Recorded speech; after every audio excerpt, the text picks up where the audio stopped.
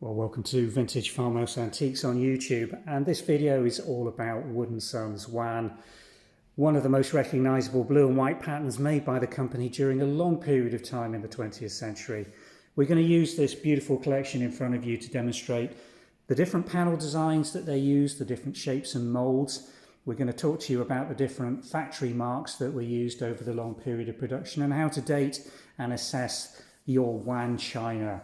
It's a fantastic pattern to collect, extremely interesting history, and there's a fair bit of it around still in the UK market, so it's not that difficult to find, certainly the more common pieces of china, and it's a great one for anyone looking for a blue and white china to collect. So let's get started and show you some of these different designs in detail. Now here we have four of the common central panel decorations. You'll see that one isn't a single design. The central panel or blockwork that's used on various pieces over different time frames varies. The commonest one is actually the oriental bird looking leftward. This is usually referred to as bird looking left pattern. An oriental bird with floral decoration, and the bird, I don't know whether it's a stork or cormorant, don't exactly know. Ornithologists will probably have an opinion on it, but is standing erect with its neck bent looking left. This deep rimmed soup bowl dates from the 1930s and will come more to the dating of pieces and how it varied and the different factory marks in a time. But just compare that to this panel. Same sort of features with the bird looking left, but with two birds now, both erect, standing up and looking left. Side plates now and a different central panel of decoration here with two birds. One looks as if it's nesting and the other bird looking above it, both looking right. Similar panel infill decorations used around this and this piece, as you can see. So the general theme is the same, but it's the central panel decoration which is changing. And here again, piece from the mid-1930s with different bird, different infill panel decoration on this one, more like a sort of sparrow or robin, but with oriental tail feathers, obviously not a classic or accurate depiction of a specific bird. And this one, again, quite a common one, central panel decoration. This is the aspect it's intended to be viewed on. Quite often people get confused as to whether the bird's looking up, but actually that is the intended panel decoration for this design. Bird in flight, not actually stood or sitting on anything, with a big block of the blue panel decoration. You'll note that the border decoration on all these pieces is on the theme of Yuan, which is this hashed block design with these infill floral decorative panels all around it. Now all these pieces are coming from Wood & Sons factory, so let's show you some of the variation in the factory marks that you're likely to come across for Yuan and how you can use those to get some indication of the date the pieces were produced. Well, let's have a look at some of these china marks from Woods in more detail. Here's a very good example of the Yuan china mark. Notice the stalk-like characteristics of the bird, the 7 leaves to the left of the bird and the 3 leaves to the right. Wood & Sons dates this piece to after 1907, but the RD number there, 656368, was registered, and the registration date of that is 1916. And this is why an awful lot of woods is attributed, certainly on the Yuan side of the design, to being produced after 1916. And certainly the case that the RD number would not appear on any pieces made prior to that. Notice this piece, slightly different in its characteristics. I'm just going to show you this and move back to the other one.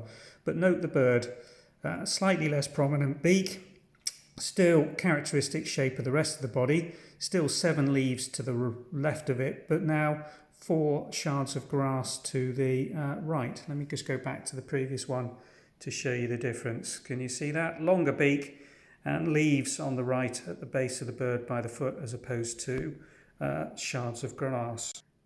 Now compare the previous two to this one. Beak's gone on the bird, long tail feathers have gone on the bird, the leg shape's different. We've still got the leaves on the left-hand aspect at the base, but very much different shape. The characteristic font that's been used as well is different on this one.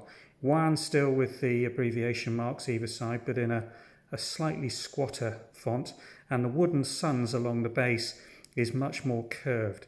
Still with England and the RD mark, so still post 1916, but it's likely that this came out of one of the two factories that were producing Yuan over a long period of time. And back to the original, see the difference? Just let me move again.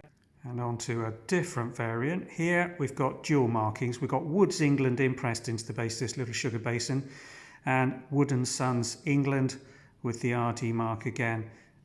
Back to the longer beaked but slightly shorter tail feathers on here. Now Woods were producing Yuan in two factories, the New Wharf Pottery and later at the Stanley Potteries from around the mid-1930s.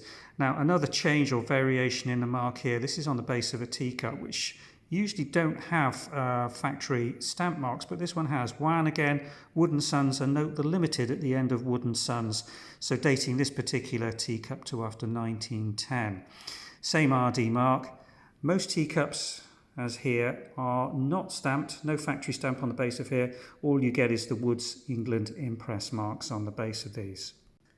So, a lot of variation on these marks. How do you date them? Well, Woods were good enough for a short period of time between the 1930s and around the start of the Second World War to do this on some of the larger pieces. You won't find this on small teacups, but you will on some platters and some plates. Date impress marks, and here we've got February 1939 on this particular piece. Let's give you another example of that. But just compare that to this mark that's being used at that time.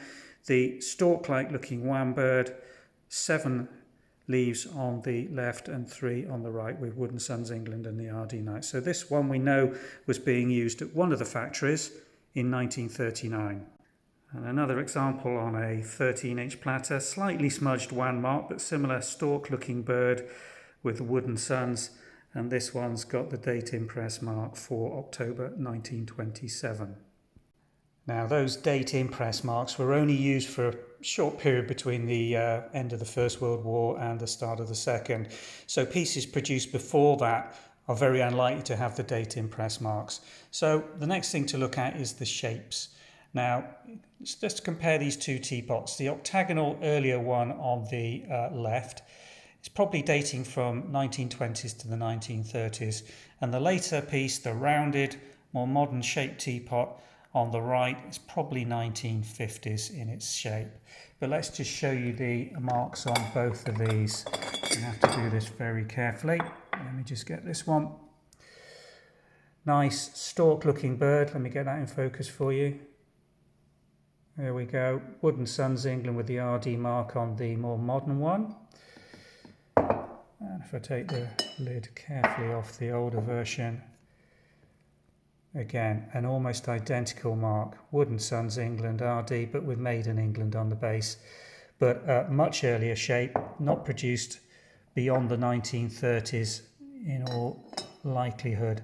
Same with the milk jugs. These are probably 1916 to 1930 in that shape, and the more modern later version is this version here with Yuan Made in England on the base.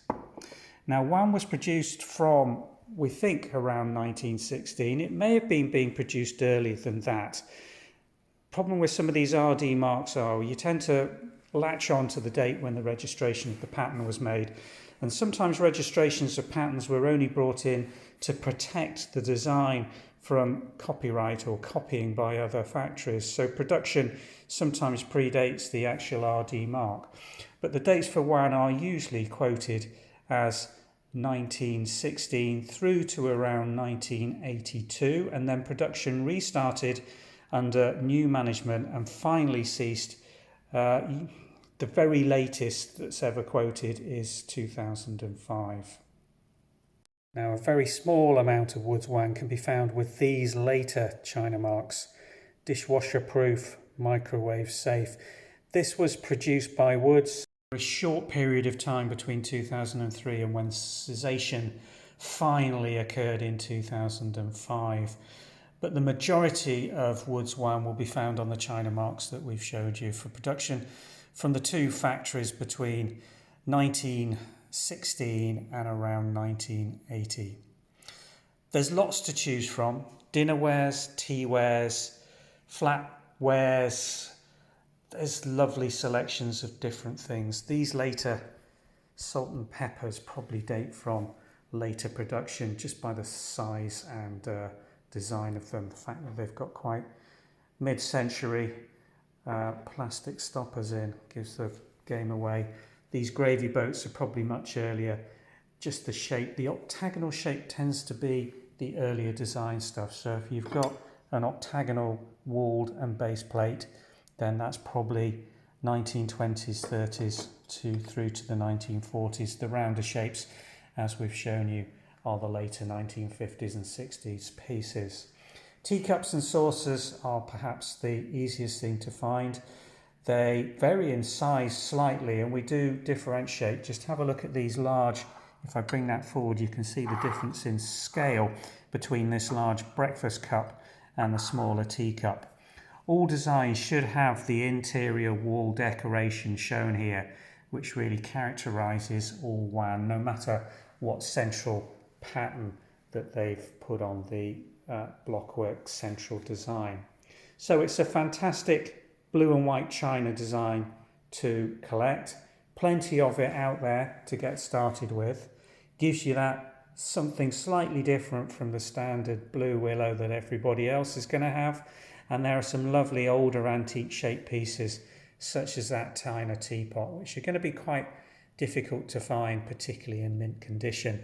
So can produce a lifelong hobby of searching out some of the rarer, more desirable pieces to collect on your travels.